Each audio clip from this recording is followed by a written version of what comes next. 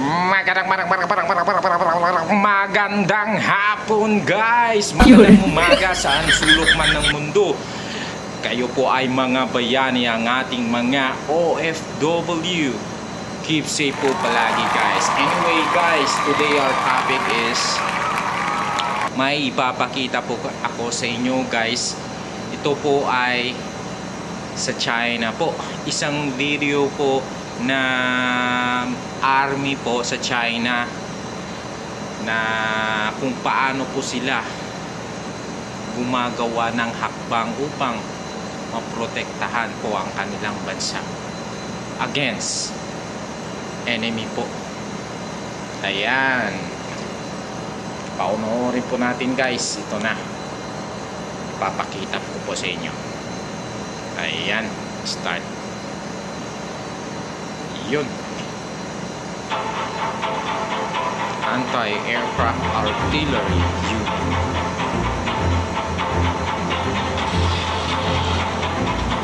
UAV, may radar system. Grabe guys, huwag mong lupain nila guys.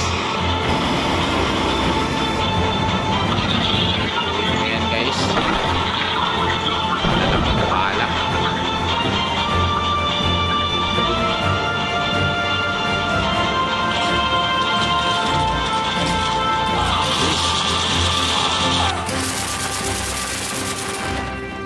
此次对低空、超低空目标进行抗击，重点就是突出一个快。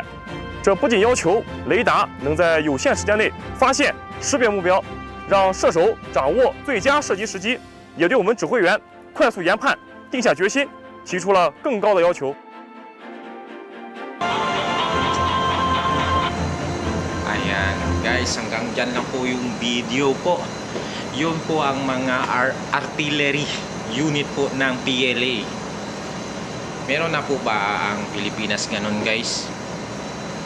Di pa ako nakita guys. Yung makita ko lang yung parang kanyon, yung hinihila. Ewan ko yung training po sila dyan sa may Luzon po. Hindi ko po nakita ang kanilang training. Kung may ginagamit pa silang anti-aircraft artillery para sumalubok po sa mga mababang tipad na aircraft. Yun po ang bumabaril sa mga jet po. Yan, ganun po kalakas po ang China. Yung kalawan nila parang lumilipad guys. Mga Shaolin, praktisado talaga guys. Kaya kung may paraan po guys na madaan sa usapan, kasunduan, mas maganda po. Kasi tayong Pilipino po ang kawawa. As para sa akin, opinion ko po yan, kawawa po yung Pilipino. Lalo na po yung mga nagtatrabaho po dyan sa ating bansa. Ang liit po ng sahod. Tsaka kawawa po talaga lahat ng pamilya po natin. Magugutom po talaga tayo. Tsaka mawawasak ang ating lugar. Ayan. Hindi ko na po pahabain guys. Anyway, sana may nakuha po kayong idea kung gaano po kalakas ang China. Yan, anyways, sobrang seryoso naman. And I want to say to you all guys, thank you for watching my video and have a great day. Bye-bye. Peace out to the world. Magandang hapon guys, magandang umaga saan sulok man ng mundo.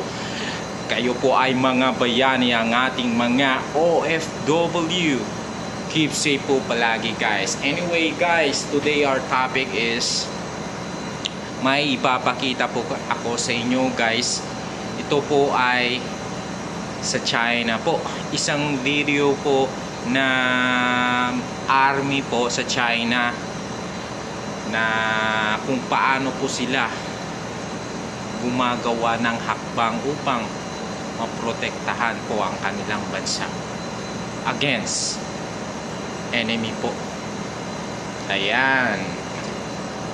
Paunoorin po natin guys. Ito na. Papakita ko po sa inyo. Ayan. Start. Yun. Anti-aircraft artillery unit.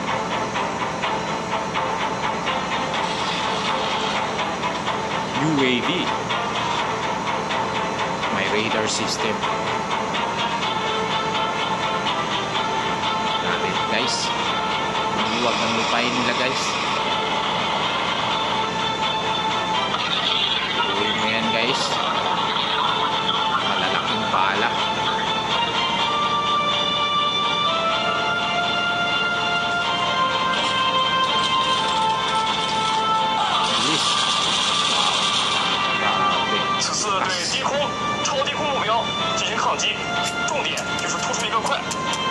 要求雷达能在有限时间内发现、识别目标，让射手掌握最佳射击时机，也对我们指挥员快速研判定下决心，提出了更高的要求。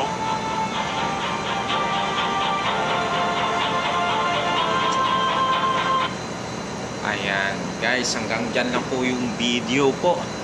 Yun po ang mga artillery unit po ng PLA. Meron na po ba ang Pilipinas ganun guys?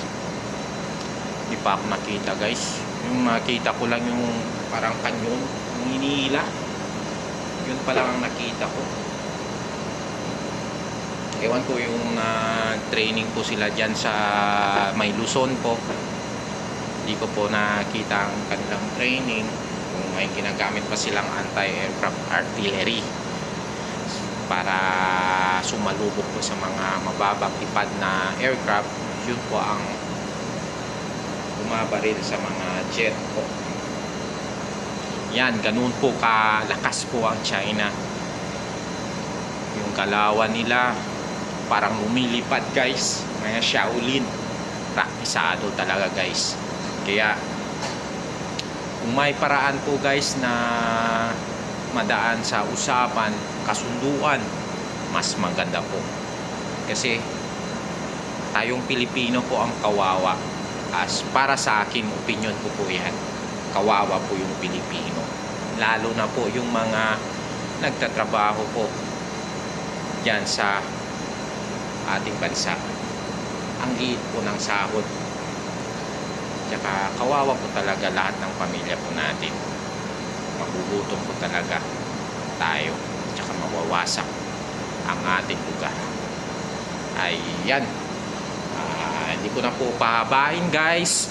Anyway, sana may nakuha po kayong idea kung gaano po kalakas ang China. Yan, anyways, sobrang seryoso naman. And I want to say to you all guys, thank you for watching my video and have a great day. Bye bye. Peace out to the world.